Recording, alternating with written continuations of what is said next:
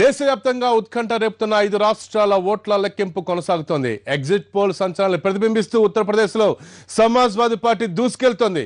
ప్రస్తుతం ఆ పార్టీ 18 స్థానాల్లో ముందంజలో ఉంది. బీఎస్పీ 3 స్థానాల్లోనూ, అదేవిధంగా కాంగ్రెస్ 7 స్థానాల్లో ముందంజలో ఉన్నాయి. ఇక అనూహ్యంగా బీజేపీ 20 చోట్ల ఆధిక్యంలో ఉంది. ఫలితాల్లో ఎస్పీ బీజేపీ పోటాపోటీగా దూసుకెళ్తుండడం రాజకీయ వర్గాల్ని ఆశ్చర్యపరుస్తోంది.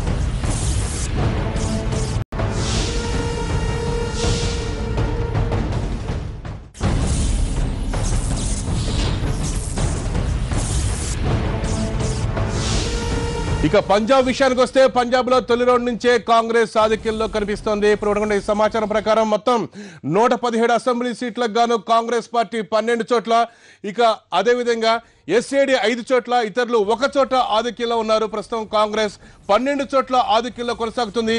ఎస్ఏడి 5 చోట్ల, ఇతరులు 1 చోట ఆధిక్యంలో దూసుకెళ్తున్నారు.